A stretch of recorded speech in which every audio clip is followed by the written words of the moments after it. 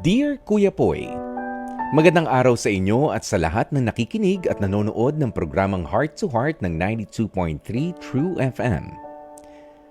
Uunahan ko na kayo. Medyo may masaselang bahagi ang nilalaman ng kwentong ibabahagi ko sa inyo ngayong tanghaling ito. Itago nyo na lamang ako sa pangalang Mikoy, 18 years old, mula dito sa Montalban, Rizal. Sa totoo lang, kaya ako sumulat sa inyong programa ay para humingi ng gabay at payo sa klase ng pamumuhay na pinasok ko ngayon. Hanggang ngayon kasi ay daladala ko pa rin ang bubog ng aking karanasan matapos na maghiwalay ang aking mga magulang. 14 years old pa lamang ako nang piliin nila nanay at nila tatay na tapusin na ang kanilang relasyon at simula nga noon ay kung saang-saang lugar na ako nakituloy sa aking mga kamag-anak. Pero dahil nga wala ring gumagabay sa akin at tumututok, ay unti-unti ko na ring natutunan ang mga bisyong hindi dapat na ginagawa ng isang binatilyong tulad ko. Nagsimula sa patikim-tikim ng alak at sigarilyo hanggang sa tuluyan na rin akong nasanay at naging bahagi ito ng aking sistema. Bukod pa dyan, Kuya Poy, iba't ibang mga babae na rin ang nakasalamuha ko na nauuwi rin sa pagsisiping. Sa murang edad kong ito ay naikot ko na ang lahat ng karanasan na to.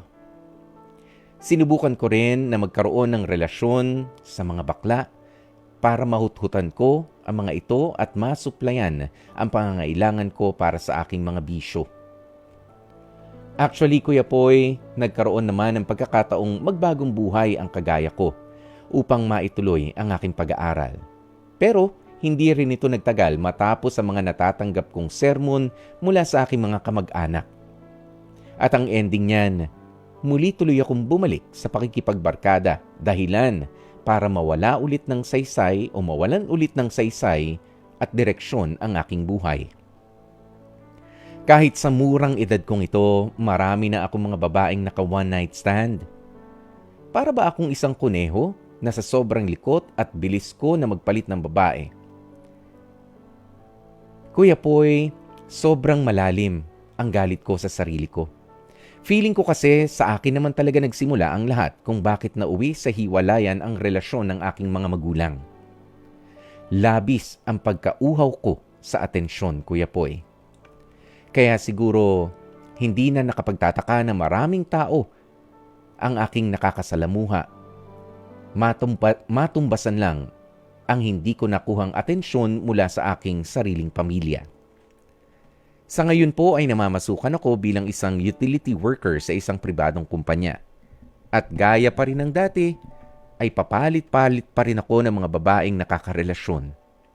Alam kong mali at delikado ang desisyong ito pero doon lang din kasi ako nakakaramdam na kahit papaano ay may kasama at may pumupuno sa atensyong kinakailangan ko.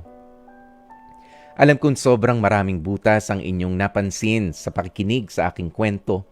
Pero sino ba naman ako? Isa lang naman akong taong naghahanap ng kalinga mula sa totoo at tapat na tao.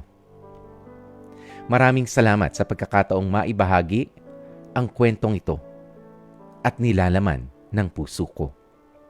Umaasa ako na makatatanggap po ako ng payo mula sa inyong mga suking mga tagapakinig at lalo na mula sa iyo, Kuya Poy, at sa lalong lumalaking pamilya ng H2H, Heart to Heart.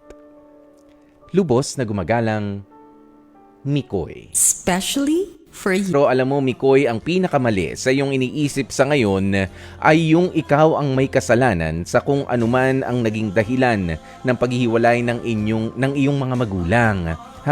Hindi yun. Hindi dapat yun ang nasa isipan mo sa ngayon. Baguhin mo yan. Siguro nga kasi, sabi naman ni Mikoy sa atin, wala ho kasi nag-guide sa akin, walang atensyon. Pero, yun nga, may mga nagbibigay sa'yo ng atensyon, may nakakarelasyon ka. Bakit hindi mo subukan na maging seryoso at maging tapat din doon sa mga nakakarelasyon mo? At yung hindi mo sila niloloko, hindi mo sila yung iniisahan lang. Ayan. Kung naghahanap ka ng genuine, totoo, yung makatotohanan at matibay na relationship, kailangan ikaw rin mismo ay naghahanap ng totoo. At yun din yung mai-offer mo sa kanila, yung totoong ikaw. Pero Mikoy, alisin mo sa isip mo na ikaw ang may dahilan ng kung ano man na nangyari sa mga magulang mo. Marami pong biktima ng ganyan, kaya sisirain ko na lang buhay ko. Total, yung mga magulang ko wala namang pakialam sa akin eh.